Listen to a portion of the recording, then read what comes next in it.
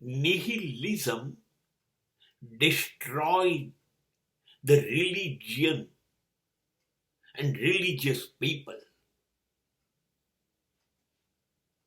Nihilism was begun by Friedrich Nietzsche of Germany and then followed by the so many Western philosophers.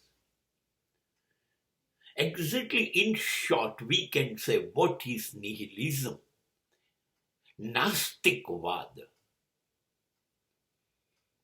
ઈશ્વર જેવું કશું છે નહીં.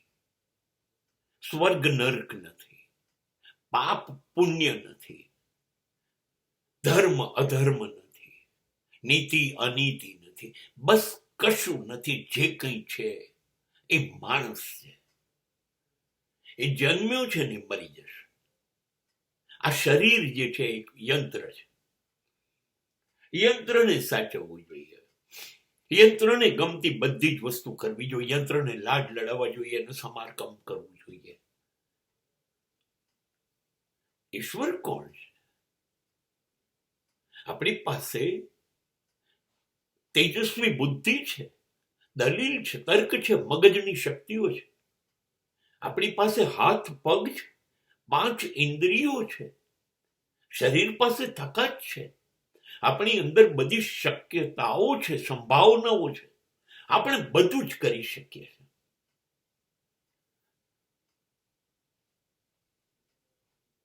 આપણે જ આઇઝેક ન્યૂટન છે, આપણે જ આઇન્સ્ટાઈન છીએ. આપણે જ બધી ટેકનોલોજી બનાવી છે.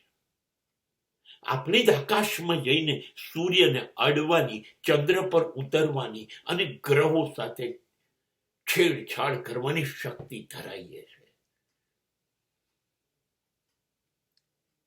આપણે જ યંત્ર માનવ રોબોટ બનાવી શક્યા છે.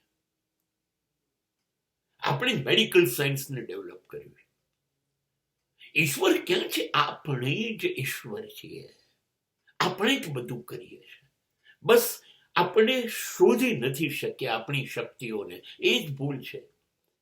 જે દિવસે આપણે આપણી શક્તિઓ શોધીશું એ જ દિવસે આપણે જન્મ બી આપીશું, મૃત્યુ બી આપીશું, બીમારીઓ બી હટાવી દઈશું. નહીં, આપણે જ બધું છીએ. અને સ્ટીફન હોપકિન્સે તો ત્યાં સુધી કીધું કે આવી બીજી કેટલી બધી પૃથ્વી છે.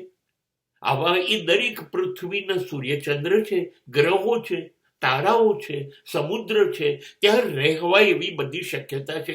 માણસે આગામી 25-50 વર્ષમાં બીજા ગ્રહો ઉપર રહેવા જવાનું છે. હવે આ બધું જ જો આપણે કરી શક્યા હોય તો ઈશ્વર શું કરે છે? કયો ઈશ્વર? ઈશ્વર છે માનો છો તો હું તો એને માનું છું કે જે મારી સામે વાત કરે, મારી સામે દેખાય, મને અનુભવાય, એને ઈશ્વર. જાઓ લઈ આવો તમારા ઈશ્વરને, હું એની જોડે વાત કરી લઉં, એને પૂછી લઉં.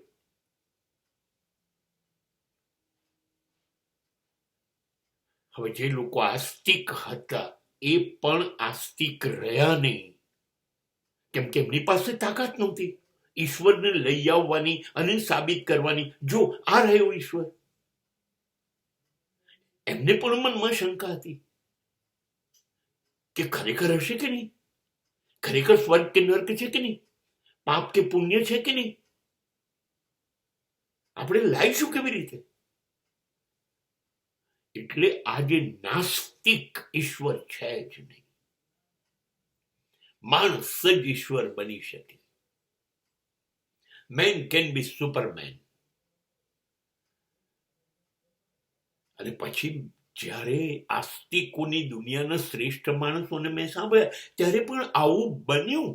શંકરાચાર્ય એ પણ શિવોહમ કે અહમ બ્રહ્માસ્મિ કહ્યું.